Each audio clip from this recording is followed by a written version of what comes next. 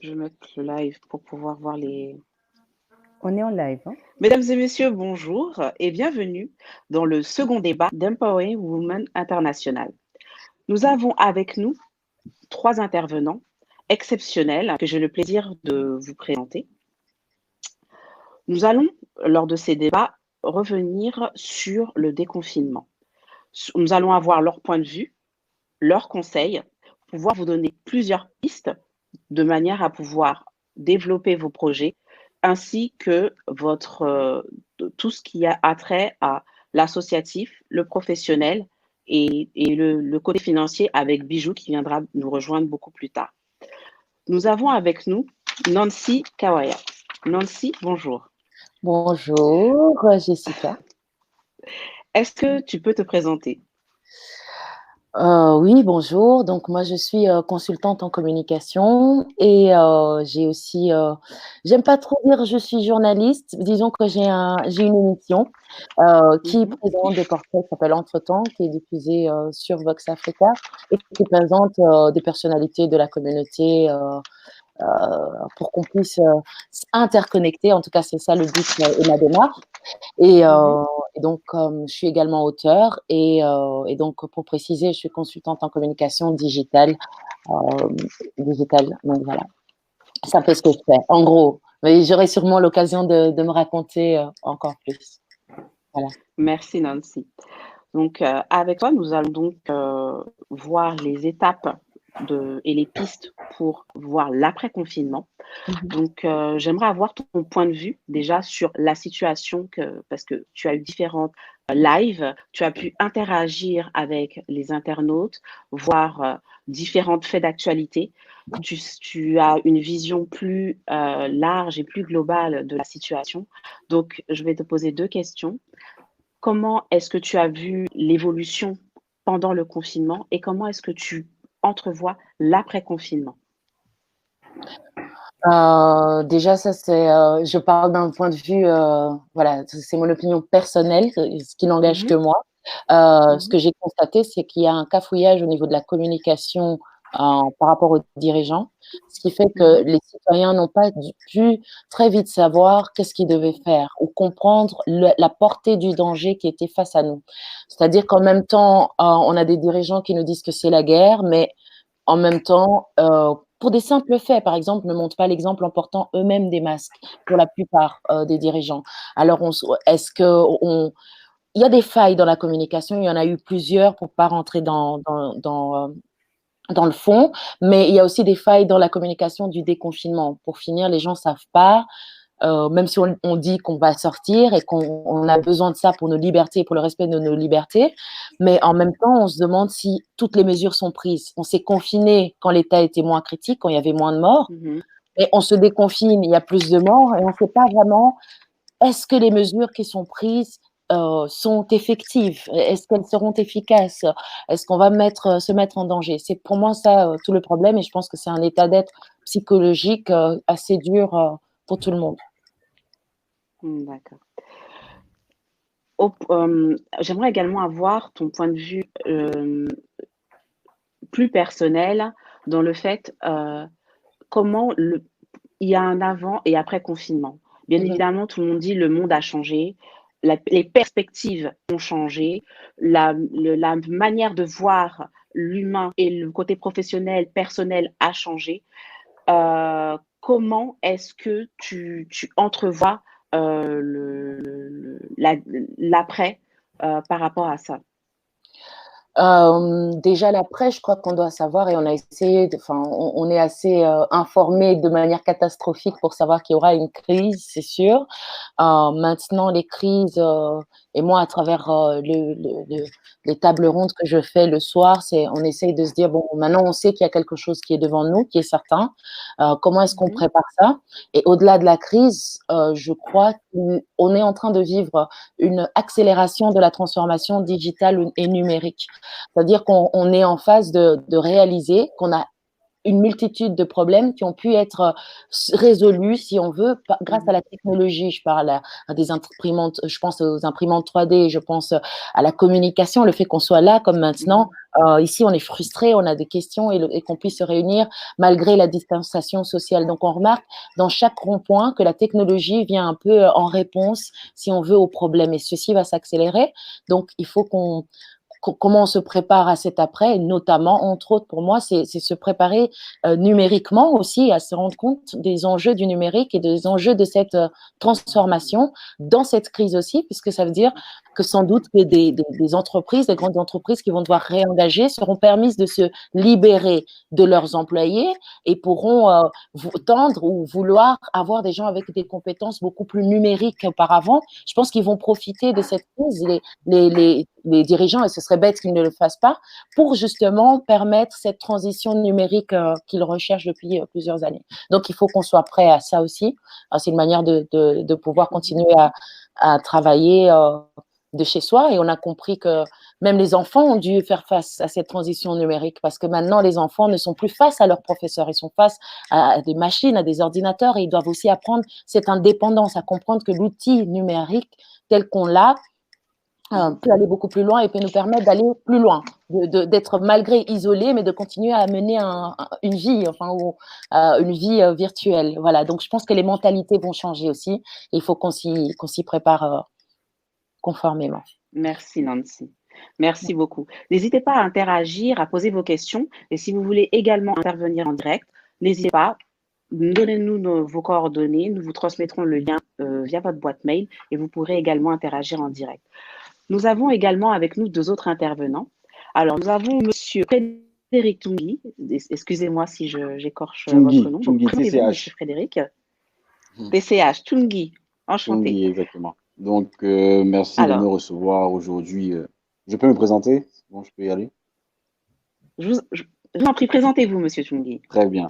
Donc, alors, je suis donc Monsieur Tungui, je suis doctorant en sciences politiques, sciences économiques. Je suis le responsable diplomatique de CGLU Afrique. CGLU Afrique, c'est Cité Gouvernements Locaux Unis d'Afrique. Et nous mettons en place un programme sur le continent africain qui est autour des capitales africaines de la culture,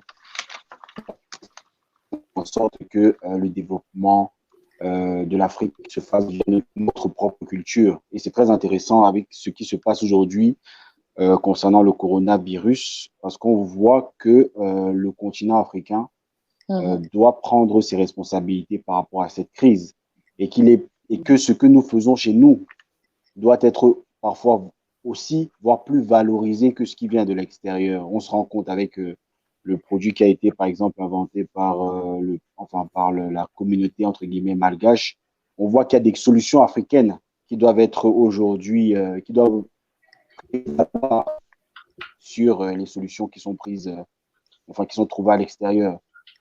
Sinon, je suis aussi écrivain. J'ai écrit le livre Out of My Comfort Zone, qui retrace mon parcours, mon engagement politique et aussi en tant que jeune afro qui arrive en Europe pour faire ses études. Donc, j'ai un parcours assez dense au niveau politique, dans l'entrepreneuriat, aussi dans la diplomatie. Enchanté. Alors, Monsieur Tungui, je vais vous poser la même question.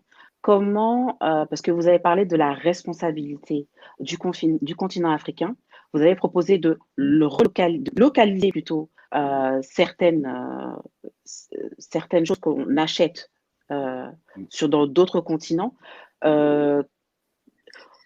J'aurais plutôt une vision plus globale, plutôt que de localiser certaines choses. Je pense que l'Afrique devrait commencer à construire, à développer, la construction. C'est-à-dire, on produit du cacao, faisons notre chocolat. On produit on fait on a des arbres palmiers, construisons notre propre huile voilà, c'est plus dans ce côté localiser, à construire des usines afin de pouvoir vendre nos propres produits sur le sol africain. J'aimerais avoir votre point de vue là-dessus par rapport à la vision que pourraient avoir nos dirigeants, nos responsables politiques, nos responsables associatifs, la vision après confinement, qui n'est pas la même de la vision avant confinement. Qu'en pensez-vous?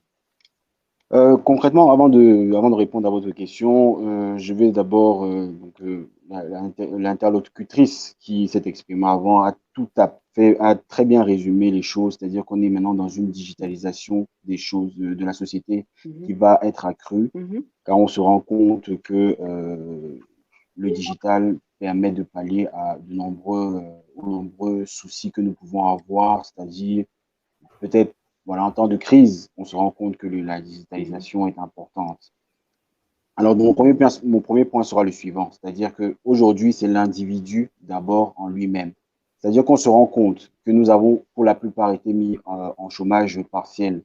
Et on se rend compte qu'il est important pour chacun d'entre nous d'avoir une activité annexe parce que l'économie aujourd'hui, le monde du travail aujourd'hui est incertain d'une certaine manière. Il y a beaucoup d'entreprises qui fermeront, beaucoup de transformations de notre écosystème économique qui va se passer. Donc, il est très important d'avoir une activité déjà personnelle qui nous permette, voilà, de faire face à des éventualités et de pouvoir plus ou moins contrôler nos vies et ne pas toujours être dans cette forme, c'est-à-dire dans le monde du travail que nous avons connu, devra changer d'une manière ou d'une autre. Maintenant, d'accord. concernant le volet politique de la chose et des solutions qui peuvent être apportées en Afrique, bon, ça tombe bien parce que ma thèse est sur l'industrialisation du continent africain, enfin surtout l'industrialisation de l'Afrique subsaharienne. En fait, il y a de nombreux problèmes qui se posent. Et donc, parler d'une industrialisation du continent africain aujourd'hui est encore prématuré. Maintenant, nos dirigeants ont, ça se voit aujourd'hui dans cette crise, ont un rôle central, primordial à jouer sur le monde que nous souhaitons construire demain. Mhm, C'est-à-dire que la théorie que je prends est simple. Si comme nous avons des difficultés à développer notre écosystème économique, enfin industriel, pardon, ce qui serait bon de faire, c'est, entre guillemets, d'attirer des investisseurs étrangers tout en contrôlant leurs investissements sur place. Je m'explique. Lorsque, je prends le cas de figure d'une usine, lorsqu'une usine va se construire, par exemple, si nous avons des difficultés avec nos bailleurs de fonds locaux et que les bailleurs de fonds sont étrangers, il faudrait qu'une partie, 70%, par exemple, des salariés de l'usine soient des personnes autochtones et 40% du comité de direction soient des personnes venant aussi des personnes locales. Donc, c'est dans ce mhm. sens-là. Maintenant, je ne pense pas qu'un protectionnisme accru du continent africain est la solution. Il faut se rester ouvert, mais tout en faisant en sorte que les gens se forment et aussi de créer de la valeur plus tard. D'accord. Alors, nous avons beaucoup de questions, nous avons beaucoup de questions. Alors, il y a Joël qui demande quelle place pour l'après-confinement en Afrique sur le plan international? Doit-elle plus s'imposer ou rester à la traîne? Joël qui pose sa question. À qui on peut... C'est pour qui Ah, Alors, celui qui veut répondre. alors soit, oui, pour vous, allez-y, je vous en prie, répondez. D'accord. Donc, moi, concrètement, au niveau international, c'est très, très important. Moi, je pense, on a un tournant c'est-à-dire, on a un tournant, l'effet d'aubaine de ce virus, c'est que nous sommes à un tournant. Et nous devons nous regarder en tant qu'Africains et nous dire que nous aussi, nous sommes capables de trouver des solutions aux problèmes, à des problèmes qui sont difficiles à gérer en Occident. Vous le voyez par les chiffres qui sont alarmants sur le continent Mhm, européen, encore pire sur le continent américain. Et mhm. on se rend compte que ce virus, tous les experts nous avaient annoncé comme quoi il allait avoir c'est-à-dire un Une cataclysme en Afrique. hécatombe, Mais oui, tout voilà, à fait. exactement. Mais ce n'est pas le cas. Donc, et on voit grâce au président malgache, que les solutions peuvent aussi se mettre en place en Afrique et que l'Afrique, de ce fait, grâce à cette épidémie, je mets entre guillemets grâce, bien sûr, ou à cause de cette épidémie, peut jouer un rôle déterminant sur la scène internationale en disant que, regardez, voilà, nous avons aussi essayé de notre propre chef de mettre en place une solution africaine, 100% panafricaine, qui peut nous permettre aussi de sortir de cette crise. Donc oui, la réponse est oui. Merci beaucoup. Euh, Nous avons également Amina. Bonjour, Amina. Ah, moi, pardon. Amina Lutumba Ndoye. On vous entend pas. Là, on m'entend pas? C'est pas vrai. Tu Non, un m'entends? petit problème Moi, technique. je Madame, l'entends. D'accord, je n'entends pas du tout. Nancy, tu m'entends? Je vous entends. Nancy, tu entends Amina? Oui. D'accord. Amina, bon, ça veut dire que tout le monde t'entend, donc il n'y a pas de problème. Présentez-vous, je vous en prie. Ouh là là, présenter. Ben voilà, Amina, entrepreneur social, fondatrice du réseau Empowering Women International. Je tiens tout d'abord à remercier Nancy Kawaya et Frédéric Chongui qui sont nos parrains, qui ont décidé de nous rejoindre dans cette aventure pour asseoir la crédibilité de notre réseau. Donc voilà, je les remercie de nous avoir rejoints et de nous faire part de leur expertise et de leur expérience. Donc voilà, je suis dans l'associatif. J'ai 2 associations et je monte petit à petit une société événementielle qui s'appelle Empowering Business International. Donc voilà, en gros, qui je suis.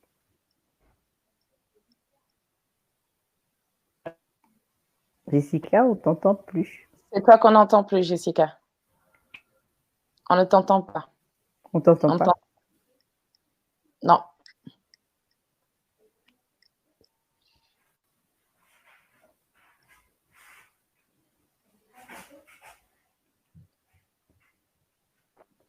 Du coup, non, bah, je sais pas, essaye de sortir et de rentrer. Alors, ben, je vais demander aux parrains le temps que tu fasses tes petits réglages de son. Demander aux parrains pourquoi ils ont accepté finalement de rejoindre le comité de parrainage Empowering Women International.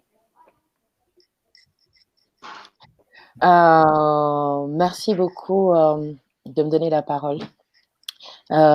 Pourquoi j'ai accepté écoute Amina, pourquoi j'ai accepté? Je crois en l'action et surtout en la solidarité personnellement et j'ai constaté et je crois que si on se réunit, on peut faire beaucoup plus, on peut s'étendre beaucoup plus. On peut pas être partout. Donc, moi aussi, j'ai pas la prétention de croire. Il faudrait que personne n'ait la prétention de croire qu'il peut changer tout seul l'Afrique sans se faire aider. Et c'est même pas changer l'Afrique, mais déjà changer juste nos univers dans lesquels on évolue. Donc moi, je crois très fort à la solidarité et quand un projet est bien, pourquoi pas le rejoindre et aider du mieux que je peux. Donc déjà sur base de ça, beaucoup plus humain et si on n'avait pas en plus tout le côté Afrique derrière, développement et puis professionnalisme, j'accepterais déjà le challenge de rejoindre. Donc pour le côté humain, oui. Merci. Et Monsieur Chungui? Moi, j'ai décidé de vous rejoindre parce que, dans un premier temps, j'ai vu ce que vous faites. Ça m'a beaucoup parlé. Je pense que les combats panafricains, féministes, peuvent, ne peuvent qu'apporter un plus à notre société, l'ouverture voilà, du débat, poser des questions, trouver des solutions ensemble. Et j'ai vu aussi le dynamisme de votre organisation et Ouais. j'ai été vraiment séduit par le projet que vous portez. Et je me suis dit que, évidemment, au-delà de l'amitié que je porte à la présidente, intégrer le comité de parrainage serait pour moi un honneur. C'est pour ça que j'ai décidé de vous rejoindre et de mener le combat avec vous. Ouais. Voilà, merci à vous deux, vraiment. Je Merci. veux préciser que c'est un honneur pour moi aussi, hein, avant tout. Bon, Merci. ici, je peux être parrain, donc c'est vraiment un honneur. Et puis, vous faites du beau travail. Et le concept qui est vraiment intéressant quand je te regarde, Amina, c'est aussi que tu n'attends pas. C'est faire, en fait, on doit beaucoup plus diffuser cette image de faire avec ce qu'on a, là où on est, pas attendre peut-être des grandes organisations. Et je pense aux actions que tu fais depuis le confinement, d'entraide. Et voilà, peu importe déjà c'est beaucoup, pour dire, parce qu'on n'est pas tous capables d'aller aider au moment où on est, enfin, demain est incertain. Donc, aider, il faut quand même avoir beaucoup d'humanité en soi pour aider en période de crise. Et puis oui, tu fais ça très bien. C'est honorable. Merci beaucoup. Jessica? Et là, vous m'entendez mieux? Oui. Oui. Oui, je suis là. Parfait. Oui. C'est bon? Désolée, c'est les aléas du direct. Donc, j'étais en train de poser une question à Amina. Je voulais avoir votre point de vue plus personnel par rapport à ce confinement. Vous êtes dans le milieu associatif, vous êtes également entrepreneur. Votre point de vue par rapport au confinement et l'après-confinement, ce qui a changé par rapport également à vos projets associatifs ou projets professionnels, ce qui a changé, parce que beaucoup de femmes nous regardent avec beaucoup de projets, commencent à travailler leurs projets, et tout le confinement, tous les projets, toutes les idées en place avant le confinement, malheureusement, il y a beaucoup qui sont encouragés, soit pensent que leur projet par rapport au confinement n'est plus. Donc, je voulais avoir votre point de vue personnel là-dessus, sachant que pendant le confinement, vous avez mûrement mené beaucoup de projets et que vous avez. Donc, je vais également un point de vue là-dessus. Voilà, donc si je dois me positionner au niveau associatif, ça n'a pas changé en fait pour moi.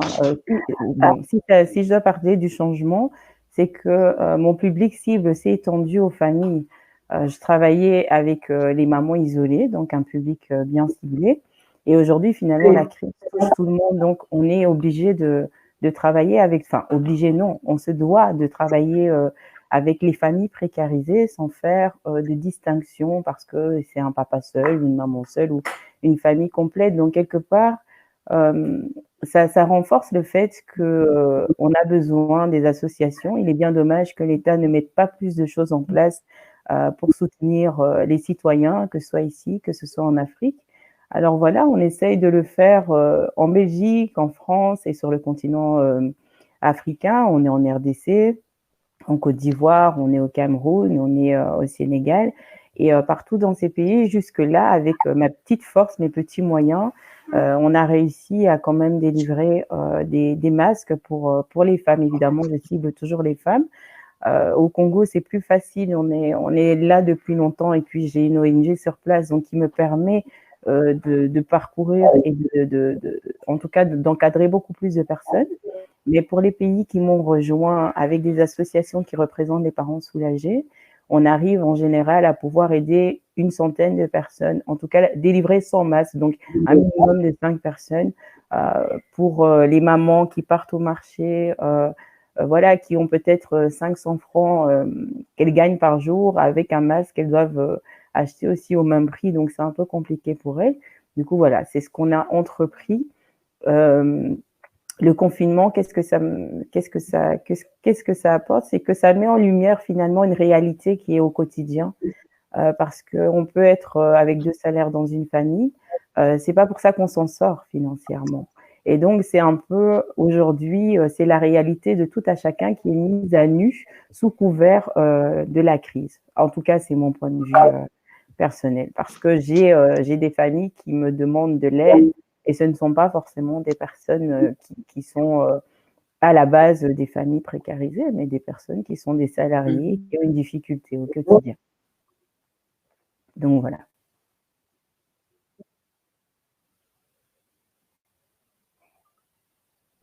On entend? Nancy? La caméra de Voilà. Jessica doit être bloquée, non? Ah oui. Jessica? On ne t'entend pas. La caméra est bloquée. Elle a un souci avec son Internet, là. Ouais.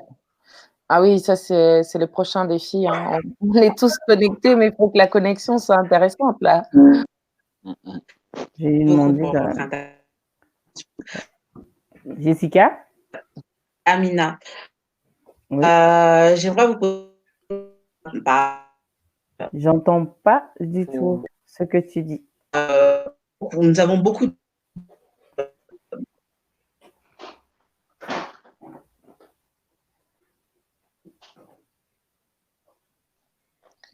propose qu'on envoie une note à tous ces fournisseurs de services Internet pour leur Je vous dire entends. de gérer la 4G avant de passer à la 5G. Ah oui, parce que là, Je propose parce qu'ils Je ils vous doivent entends tous avoir très bien. mais Bon. nous, en fait, pas. on t'entend Ah bon, ah haché, bon. donc je ne Moi, comprends j'entends pas la question. j'entends Bah, pas. Alors, Peut-être que tu nous la notes, ce sera plus simple. oui, note la question. Ah ouais. alors, ma question, je voudrais avoir l'avis des sur l'après-confinement. Nous avons des... On t'entend pas. Vous Écris la m'entendez pas? question. Non, écris D'accord. la question peut-être. Ouais, c'est fort Ça dommage. sera plus facile. Écris. Sinon, je vais voir. Alors, il y avait une question de Joël qui disait pourquoi ne pas prôner le retour des cerveaux issus de la diaspora pour développer l'Afrique? Pourquoi doit-on toujours continuer sur la lignée de la politique de la main tendue? La dette semble se gonfler. Attention, c'est non. La dette semble se gonfler de plus en plus sans espoir de sortir de son gouffre. Ça, je pense que c'est directement adressé à Frédéric ou à Nancy. Si Nancy veut répondre, je n'ai Vous m'entendez aucun mieux? inconvénient. Ah, voilà. Ceci, Je peux bien avancer une petite réponse. Prenez le retour, justement, c'est assez intéressant. Hier, sur la table ronde, on parlait du retour, mais il faut réaliser que tout le monde ne peut pas retourner. Et ça, c'est vif. Ça, c'est d'être dans la réalité. Sans doute encourager les retours, mais encore une fois, on parlait retourner, mais comment avec les gens ont construit des familles aussi. Donc, il faut préparer effectivement peut-être des organismes qui aideraient et encadreraient certains retours, certaines personnes de bonne volonté, que chacun soit volontaire. Il faut vraiment que chacun ait la volonté de retourner avec un projet concis ou avec une idée concise. Oui, pourquoi pas, c'est une très bonne idée, mais encore une fois, il faut qu'on soit conscient de tous les enjeux parce que retourner avec les enfants quand ils ont commencé tout un système, est-ce qu'on peut, comment, et c'est ça qu'on doit préparer. En fait, on doit préparer le terrain pour que tout ça soit possible. Et malheureusement, si on attend que les politiques décident d'agir, je pense qu'on attend longtemps. Nos parents ont attendu, on a attendu. Au bout d'un moment, on se rend compte que nos initiatives peuvent aussi ouvrir certaines portes. Donc, et la main tendue, c'est aussi un concept un peu compliqué, mais oui, c'est un débat difficile parce que c'est pas nous qui gérons la population. On semble avoir compris. J'entends pas ce que Jessica dit. La population semble avoir compris, mais c'est un jeu politique qui nous enferme, qui nous envoie dans ce gouffre finalement. On entend que la dette a été annulée, mais on voit que la Banque mondiale donne des millions par-ci par-là pour le coronavirus, qui ne s'est pas développé, qui ne s'est pas répandu, propagé comme ici en Occident. Donc pourquoi on donne des millions comme ça, quand on sait que c'est pas des dons, ce sont des dettes. Et on pouvait lire que des dettes sur une période de 10 ans. Donc en fait, on est encore une fois enfermé. Mais qu'est-ce qu'on peut réellement faire? Il faut que la société civile se mobilise entièrement, qu'elle soit beaucoup plus forte, qu'elle soit représentée par des avocats, des gens qui sont dans le social comme le groupe d'Amina. Enfin, on ne peut pas tous tout faire, mais il faut vraiment qu'on soit structuré. C'est ce que je pense. je vais juste rajouter à cette réponse que je trouve très complète, bien sûr, vous avez déjà tout dit, hein, c'est-à-dire que rentrer, il faudrait des opportunités, il faudrait un cadre. Aussi, vous savez aussi que avoir une diaspora, c'est très important. Ça permet aussi d'avoir, c'est-à-dire de confronter les deux mondes et d'avoir, voilà, pouvoir mettre en place des synergies. Donc, rester cloîtré chez soi, je ne pense pas que ce soit la solution. Maintenant, s'il y a des retours, ça doit se faire via des opportunités, comme vous l'avez si bien dit, ou encore, voilà, c'est-à-dire même, enfin, mettre en place un cadre clair qui permettra à chacun de se retrouver, parce qu'il y a aussi des personnes qui ont vocation à rester ici et qui, enfin, des personnes issues des diasporas qui préfèrent rester ici car elles sont plus à l'aise ici pour différentes raisons. Donc voilà, je pense que c'est un débat qui est assez complexe. Maintenant, ce sera plus au cas par cas qui souhaite rentrer et pourquoi. Merci beaucoup. Vous m'entendez mieux là, je suppose. Ouais. Oui. Parfaitement. Merci. Alors, je profitais donc de vous avoir tous les trois. Par rapport à nos internautes sont des femmes assez, comment dire, investies dans leur milieu professionnel. Certaines d'entre elles avaient des projets après confinement. Vu que le monde extérieur et le point de vue donc politique de par Monsieur Frédéric Tchungui, audiovisuel de par Nancy et associatif de par Amina, j'aimerais vraiment que vous puissiez dire vos conseils pour les femmes qui nous regardent. Beaucoup avaient à cœur de finir des projets et malheureusement, beaucoup ont abandonné parce qu'elles se disent qu'après, ça ne sera plus la peine parce que le monde va changer. La vision du monde va changer. Le regard politique aura changé. Le regard associatif aura changé. Et on aimerait vraiment avoir vos conseils pour toutes ces femmes qui nous regardent. Vraiment avoir aussi vos points de vue. Qu'est-ce que vous pensez? Qu'est-ce que vous pouvez dire à ces femmes qui nous regardent? Bon, je vais aller en premier, si ça ne dérange personne, bien entendu. Alors moi, ce que j'aurais dit, c'est que, bien au contraire, il faut pouvoir profiter du confinement comme une chance, entre guillemets, bien sûr, tout en prenant en compte ce qui se passe à l'extérieur, mais comme une chance de pouvoir se poser enfin, faire une introspection personnelle et se poser la question, qu'est-ce que je souhaiterais faire qui me permettra de mettre un projet en place viable sur plusieurs années. C'est le moment ou jamais de se poser et de se dire, OK, il y a des aléas qui se passent en ce moment. Je ne peux rien y faire. Ce n'est pas de mon fait. Mais ce que je peux faire, c'est mettre à profit ce temps à la maison. Et mettre à profit ce temps à la maison, c'est pouvoir constituer un projet qui va permettre à une personne de faire une introspection personnelle. Je m'entends en différé. Quelqu'un doit couper son micro là. Poser la question, qu'est-ce que je souhaiterais faire? Quelqu'un qui est... Désolée, ça y est. Oui, donc, qu'est-ce que je souhaite faire qui permettra de mettre en place, qui me permettra de mettre à profit ce temps-là que j'ai eu à la maison. Donc, je pense que le plus important, au-delà de l'aspect politique, social, etc., c'est d'abord se poser soi-même et se dire, on a eu 2 mois à la maison, qu'est-ce que j'ai fait de ces 2 mois? Et si ça tend à se prolonger, si je ne me suis pas encore passé à l'action, c'est le moment de mettre en place des choses, ne pas toujours regarder ce qui se passe à l'extérieur, mais d'abord commencer à faire les choses. Et ensuite, c'est là où on se pose la question de savoir, OK, j'ai ce projet-là, comment je peux l'adapter au monde de demain? Mais la question est oui, il faut réfléchir à mettre en place des projets, ça c'est sûr. Amina, Merci toi d'abord. Nancy? J'ai passé la main à Amina d'abord.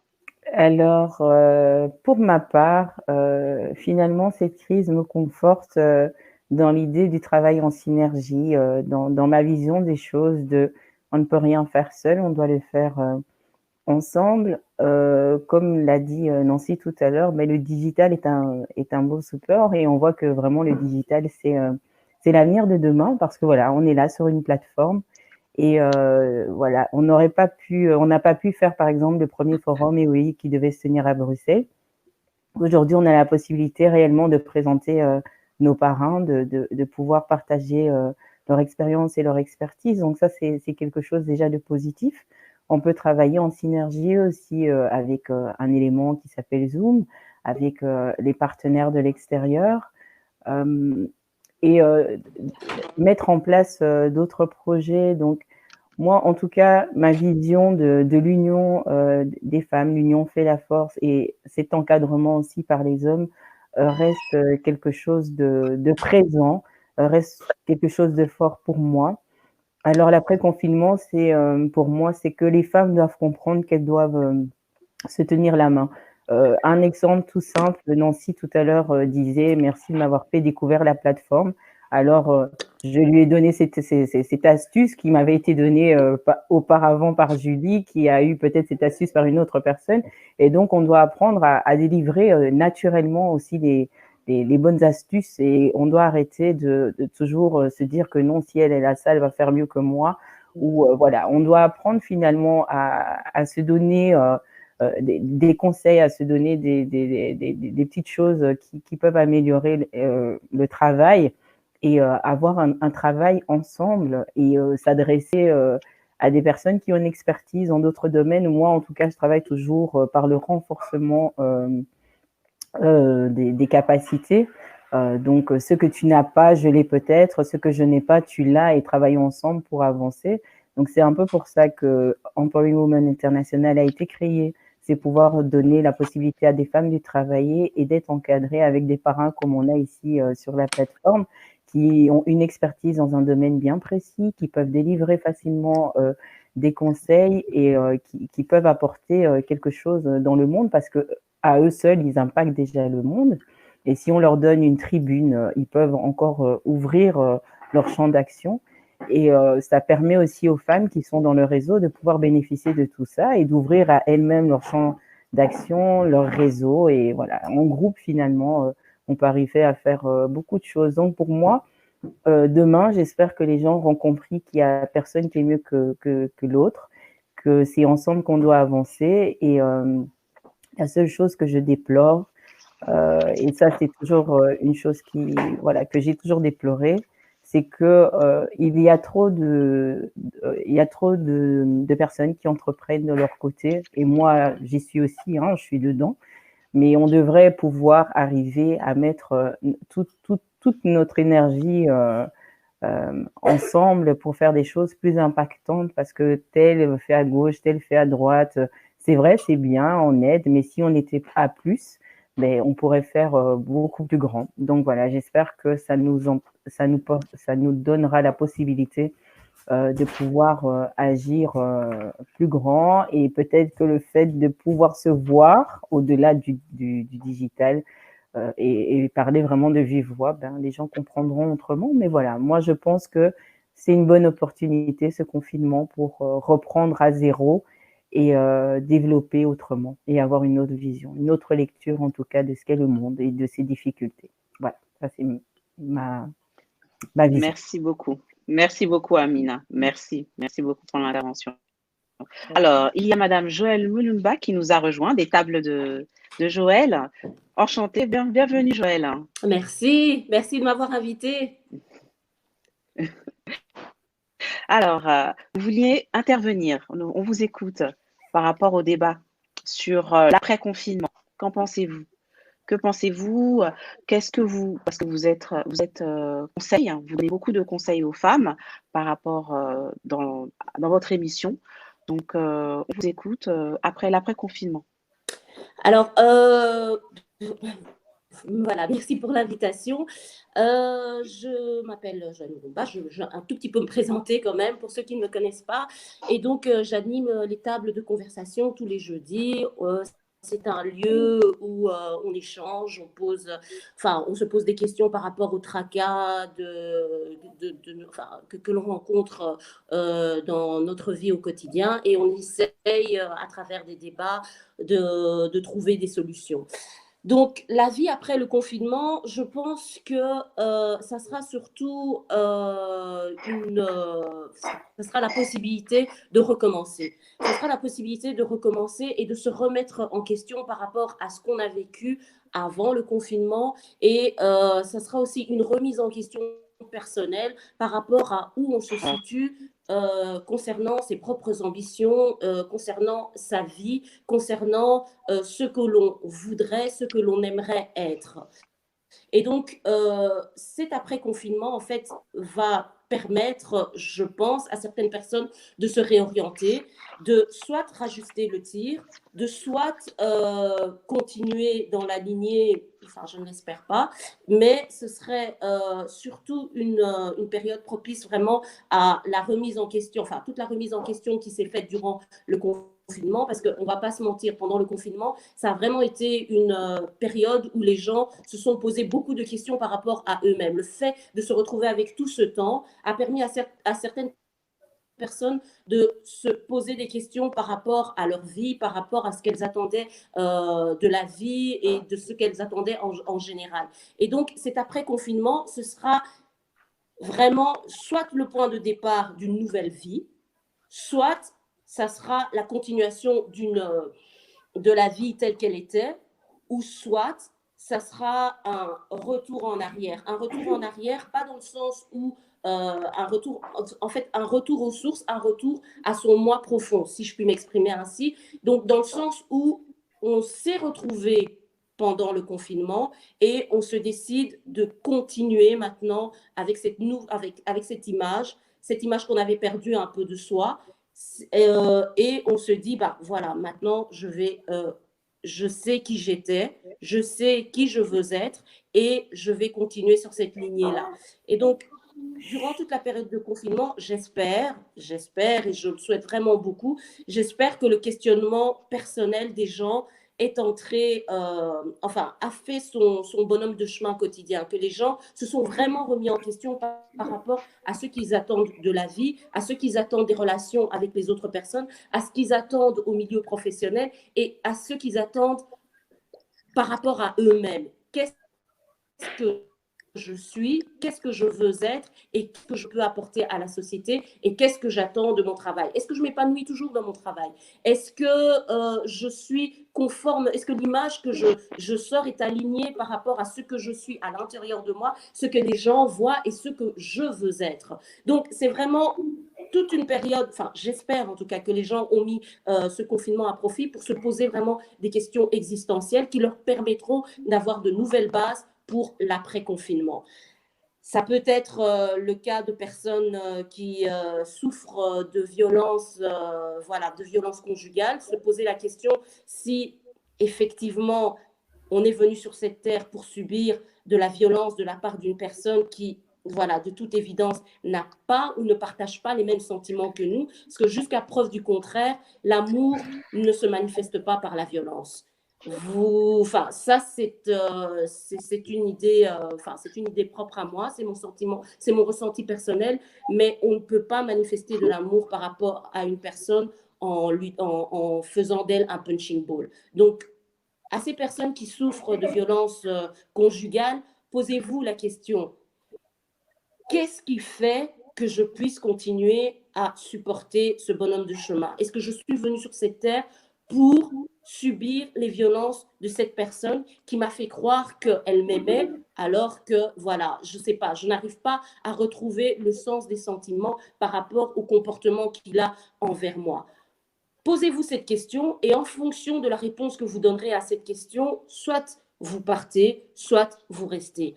Je vais reprendre encore une phrase. On ne reste pas avec une personne par habitude. Il faut qu'il y ait toujours ce petit feeling, ce petit ressenti qui vous fait dire que voilà, cette personne, c'est la bonne personne. Donc ça, c'est mon premier message pour les personnes qui vivent ou qui ont vécu durant la période de confinement des violences conjugales. Est-ce que je mérite vraiment ce comportement de sa part? Et est-ce que je dois rester ou est-ce que je dois partir? La réponse, elle vous appartient et on ne vous jugera pas. Pour les personnes maintenant au niveau professionnel, est-ce que vous êtes épanoui? Est-ce que donc tous les matins, quand vous vous réveillez, vous avez ce peps, cette énergie de se dire, ben voilà, c'est un boulot que je fais parce que je l'aime ou c'est un boulot que je fais parce que, voilà, ça me permet de payer mes factures. Payer les factures, c'est une obligation. On a tous cette obligation de payer les factures. Et effectivement, vous pouvez avoir un job économique. Mais est-ce que ce job économique empiètre sur votre rêve? Est-ce que ce job économique empiètre sur ce que vous voulez réellement être? Est-ce que vous faites des compromis par rapport à vous-même, par rapport au boulot que vous faites actuellement? Donc ça, ce sont des questions, des pistes de réflexion que vous devez avoir. Et surtout, la question cruciale, est-ce que vous aimez ce que vous faites? Si vous n'aimez pas ce que vous faites, alors il est vraiment grand temps de prendre la décision. Mais encore une fois, comme je le dis, la décision, elle vous appartient. Par rapport à vous-même maintenant, lors du confinement, posez-vous la question, est-ce que je suis heureux? Est-ce que moi, Amina, en tant que femme, je suis réalisée? Je me suis réalisée, je fais ce que je veux, je me sens bien en tant que mère, je me sens bien en tant qu'épouse, je me sens bien en tant que sœur, je me sens bien en tant qu'amie. Quelle est la réponse par rapport à toutes ces questions fondamentales qui vous concernent vous-même? Si la réponse est positive, tant mieux. Si la réponse est négative, quelles sont les pistes de solutions que vous envisagez? Qu'est-ce que vous envisagez? Si vous êtes trop empathique, est-ce qu'il faudrait mettre un peu moins être un peu moins empathique ou continuer sur la lignée? Est-ce si on vous marche trop sur les pieds? Quelles sont les pistes que vous avez par rapport à ce comportement-là? Est-ce que vous voulez que les choses changent, pardon, que les choses changent, ou vous voulez toujours continuer à subir le comportement, à subir les comportements des autres? Donc tout ça, ce sont des pistes de réflexion. Comme je l'ai dit, donc il y a le parcours professionnel, il y a la vie privée, donc la vie privée, vous, en tant que personne, enfin, en tant que personne mariée ou pas, en tant que mère, donc vraiment toute cette sphère privée où il faut se poser la question. Et enfin, il y a le vous, donc votre moi profond. Est-ce que vous êtes aligné avec vos rêves, avec votre désir? Est-ce que vous vous sentez, vous avez l'impression que vous n'êtes pas complètement réalisé dans le sens où vous avez encore des rêves qui vous tiennent à cœur et qui ressurgissent de temps à autre? Donc, posez-vous ces questions-là et que l'après-confinement soit vraiment la période propice pour le changement. Moi, je prône en tout cas le changement de l'après-confinement. Posez-vous les questions essentielles, trouvez les réponses et agissez en fonction des réponses que vous aurez données. C'était mon petit conseil. Je vois que Jessica, ça bug toujours. Est-ce que Nancy, tu peux répondre et nous donner ta réponse? Alors, à la question des personnes qui ont commencé des projets et qui se désisteraient, ce que je voudrais dire, c'est que c'est justement le moment de ne pas laisser tomber. C'est justement le moment, et plus que jamais peut-être, de tenir bon et on se plaignait de ne pas avoir le temps. On a le temps maintenant. Utilisons ce temps pour que quand on sort, quand on peut aller dehors, on ait fait quelque chose, on soit fier de nous. Vraiment, merci Joël, parce que tu as bien dit ça, et j'oublie ton prénom, monsieur, l'unicum de la réunion. Frédéric. Voilà. Et Frédéric aussi a pu le dire, et Amina. Voilà, moi je peux peut-être rajouter, c'est le concept d'entraide, en fait, qui est vraiment important, au-delà parce que personne ne peut faire seul. Et en fait, on remarque que notre communauté, on veut aider énormément, mais finalement, les gens font tous des petites choses, chacun de leur côté. Mais toute communauté un jour en commun, a dit Nietzsche. Et il faut qu'on continue à faire les choses qu'on fait de notre côté pour que quand on rentre commun, on est plus fort. Donc, on ne peut pas laisser tomber en se disant que l'après-Covid, ça sera difficile. Munissons-nous des armes qu'il nous faut pour aller en guerre. Ce n'est pas nous qui avons décrété la guerre a été décrétée par les dirigeants. Donc, je crois qu'il faut quand même prendre conscience que ce n'est peut-être pas la guerre du Covid, mais il y a une guerre économique, il y a une guerre des plus grandes puissances contre les plus petites puissances, il y a une guerre des médias, il y a plusieurs guerres en dessous, et toutes les guerres donnent aussi des opportunités. C'est peut-être l'opportunité pour des gens dans tous les domaines, de pouvoir aller créer des nouvelles activités là où il en manquera, et d'observer, de comprendre le monde justement de demain. On a parlé de digital tout à l'heure, mais si on a des lacunes digitales, de se préparer, parce que si on en avait avant, c'était déjà problématique. Mais je vous assure que le plus ça va, le plus qu'on devient handicapé par ces problèmes, par ces petites aptitudes digitales. Donc, on a déjà plusieurs façons de se préparer pour que ce soit pas horrible et pour qu'on continue à s'entraider. Moi aussi, j'ai une table ronde, mais ça ne m'empêche pas de participer à celle-ci. Donc, qu'on n'ait pas peur que parce qu'on fait des choses avec les gens, ça nous empêche d'exister, qu'on n'ait pas peur de faire avec les autres, parce que je crois que justement, on rajoute de la valeur à soi, mais aussi aux autres. Donc, c'est quelque chose de beaucoup plus mental qu'il nous faut débloquer que vraiment de capacité, parce que je crois qu'on est capable. Voilà. Merci beaucoup, Nancy. Vous m'entendez là? Oui.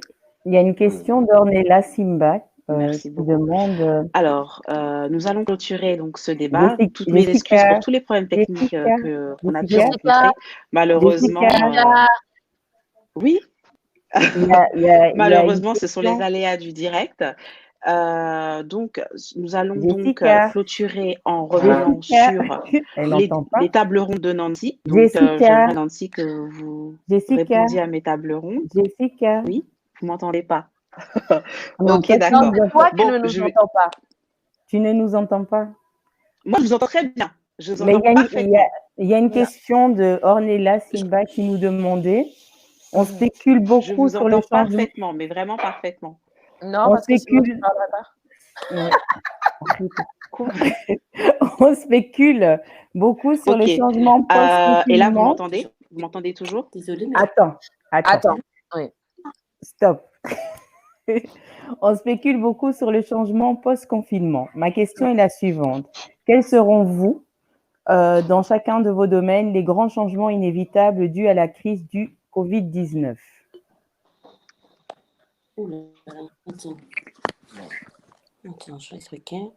Moi, j'ai répondu à la question tout à l'heure. Hein. Je suis dans le digital et dans le média, et je disais effectivement qu'on est dans la 4e révolution industrielle. Donc, on parle de fin. Et c'est peut-être ça aussi la guerre sous-jacente ou la tension qu'on ressent. On sent que les choses changent et on sait que la crise économique va créer, plusieurs entreprises seront en crise, plusieurs organisations.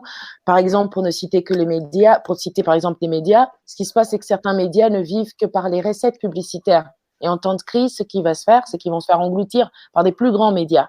Ce qu'il faut faire, c'est que ce qui se passe, c'est que la diversité va être à mal, parce que tous ces groupes-là sont détenus par des puissances économiques, politiques. Enfin, on n'en sait rien. Enfin, on sait, pardon. Et donc, ce qui fait que la parole sera la même dans la plupart des médias, et c'est quelque chose qu'on observe déjà maintenant. Donc, c'est aussi un champ, c'est un problème, mais c'est aussi une opportunité du coup pour que d'autres médias se créent, des médias pour faire entendre toutes les voix, parce que toutes les voix ne pourront pas être entendues dans les grands médias, étant donné qu'ils sont détenus maintenant par quelques groupes, peut-être tout au plus 5.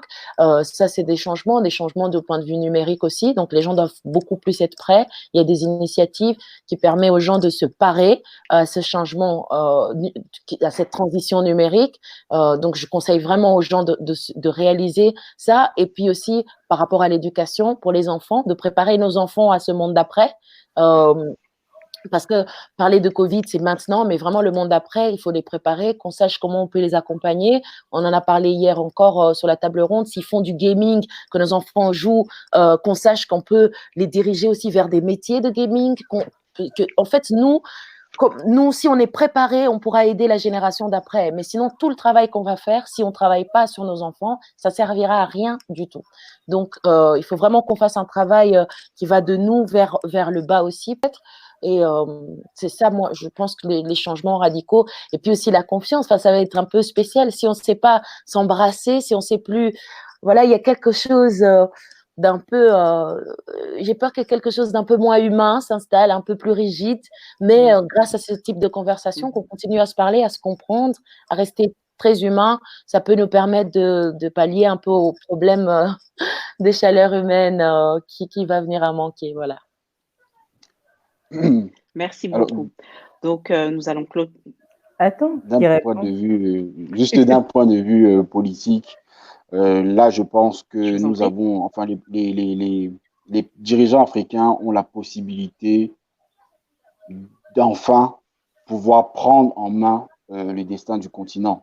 de manière claire et de constater que ce qui est fait à l'extérieur n'est pas forcément mieux que chez nous. Donc c'est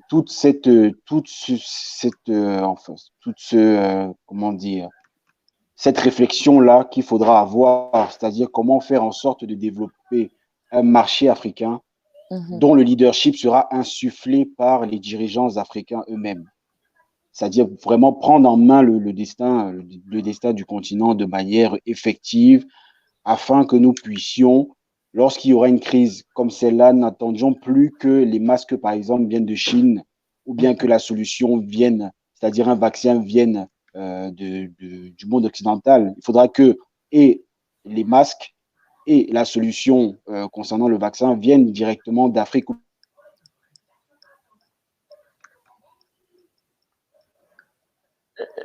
Son Les internet. Africains doivent prendre. On a un Vous m'entendez? petit Ouais, maintenant. Vous m'entendez bien? C'est bon? Oui, Ok. maintenant, oui. Donc voilà, donc juste pour conclure, les dirigeants africains, les intellectuels africains, les agents économiques africains de manière globale devront prendre conscience qu'ils ont de la force, qu'ils ont du poids, de se faire commencer à se regarder nous-mêmes et à se dire nos dirigeants sont capables, nos intellectuels sont capables, nos agents économiques sont capables de gérer cette crise, de gérer des crises, parce qu'il y en aura d'autres. Le coronavirus en est une, mais il y aura d'autres crises qui viendront par le futur. Donc aujourd'hui, ce que le continent africain a fait, grâce, je le dis, grâce au président malgache, c'est qu'il a fait quelque chose qui ne se faisait jamais avant, qui ne s'est jamais fait avant, c'est-à-dire que la solution vienne d'Afrique. Et donc, ça, c'est bénéfique pour nous. Et grâce à ça, il faudrait que tous les dirigeants africains prennent conscience que nous sommes capables de décider pour nous, nous sommes capables de trouver des solutions pour nous-mêmes et nous sommes capables d'inventer et de nous prendre en charge. Oui, et puis moi, par rapport Amina. à ça, je vais rebondir sur ce qu'a dit Nancy. C'est vrai que voilà, si on n'est pas calé dans le digital, c'est une complication, c'est un handicap. Et la solution de demain va se vivre à travers le digital. Donc voilà, dans mon travail associatif et humanitaire, c'est de continuer à développer des projets qui vont dans ce sens, donner l'accès aux femmes de pouvoir se former, déjà tout simplement arriver, parce que pour certaines personnes, Zoom est quelque chose de très difficile à atteindre. Donc donner cette possibilité là aux femmes de pouvoir être un minimum agile dans le numérique et le digital, de pouvoir essayer de faire des synergies, essayer de faire des partenariats avec des grosses sociétés ou des entrepreneurs simples, je veux dire, des personnes qui ont une expertise dans ce domaine, de pouvoir les amener à pouvoir travailler vers ce public cible et essayer de construire des petits centres où les femmes pourraient se réunir pour apprendre. Ça peut être dans un village. Je pense aux femmes que j'ai au Cameroun, avec qui j'ai eu l'occasion de discuter, trouver peut-être à l'église où il y a une connexion facile, la possibilité de leur donner cet accès-là, d'apprendre petit à petit pour qu'elles puissent déployer après des services, pourquoi pas, pour relever leur économie. Ça passe toujours d'une petite chose, mais qui va amener des grandes choses. Et voilà, le digital, c'est l'ère de demain. Et voilà, si on n'est pas connecté, si on n'est pas dans le digital, on ne va pas avancer. On doit laisser personne au bord du chemin. Donc moi, moi je suis. Pour apprendre, ça peut être dans un village. Je pense aux femmes. Oui, quelqu'un qui a mis le volume. Et donc, de cette façon, en tout cas. Je n'entendais pas ce que. D'accord. De cette façon, en tout cas, continuer à solliciter nos parents EUI, à solliciter mon carnet d'adresses, à solliciter les personnes qui peuvent mettre leur pierre à l'édifice pour pouvoir permettre aux femmes, mais pas qu'en Afrique, attention, on n'est pas sectaire, je suis africaine, c'est vrai, mais je suis une femme du monde. Donc, mais en tout cas, de donner la possibilité à toutes les personnes de se mettre sur la route de demain. Et donc voilà, si on peut être un vecteur d'évolution, pourquoi pas. Donc voilà, ça c'est en tout cas ma vision. Je pourrais rajouter, s'il te plaît, je crois que c'est pas, on doit aller plus loin. c'est vraiment, c'est pas si on peut être un vecteur, soyons les vecteurs d'évolution les uns des autres. C'est vraiment, c'est une invitation, c'est une injonction, et on le voit ce que c'est une injonction dans tout ce que l'Africain vit au jour le jour et dans les différentes sociétés. C'est plus que, je crois que la crise nous permet aussi de constater que elle éclaire des problèmes qui ne sont pas des problèmes que le coronavirus a créés, qui sont des problèmes qu'on traîne depuis beaucoup trop longtemps. C'est juste que cette crise nous permet de voir ce qu'on n'avait pas pu voir correctement ou de prendre conscience. Donc, merci Corona, parfois j'ai envie de dire à certaines occasions, quand je vois ce qui nous revient, quand on parle de l'histoire des vaccins ou des choses comme ça, ce sont des choses qui se font.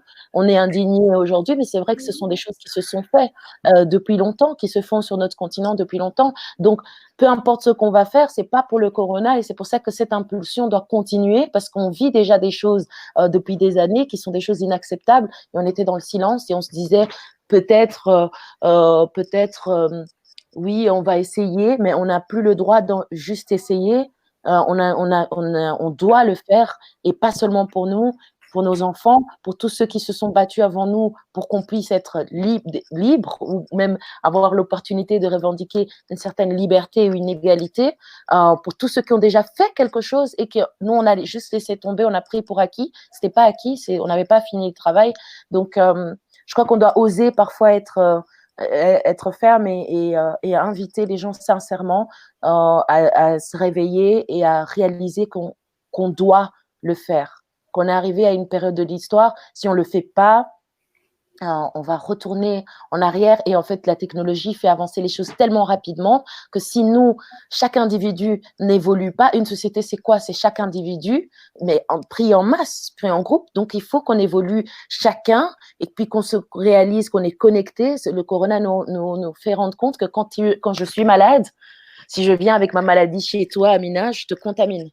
Si je viens chez toi, Jessica, je te contamine. Et toi, tu vas contaminer tes enfants, tes parents. Enfin, on est tous connectés. Donc, c'est pas spécialement pour les Africains, mais on est tous connectés. Donc, on doit changer les choses et notre façon de voir pour l'après-corona. Je crois vraiment qu'on doit changer notre façon de vivre, de voir les choses, de comprendre les choses, de recevoir l'information, de recevoir oui, les nouvelles, enfin tout.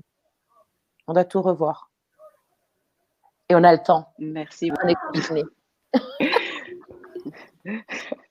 Merci beaucoup. Alors justement, en parlant de changement, il y a Ornella Simba qui vous pose une question. Alors elle dit, on spécule beaucoup sur le changement pour post-confinement. C'est la question auquelle on a répondu tout à l'heure. Excusez-moi. C'est la question auquel on a répondu tout à l'heure. Ah, excusez-moi, ça a dû être au moment où j'ai eu une grosse coupure et j'ai pas entendu un gros moment donc vraiment toutes mes excuses, vraiment.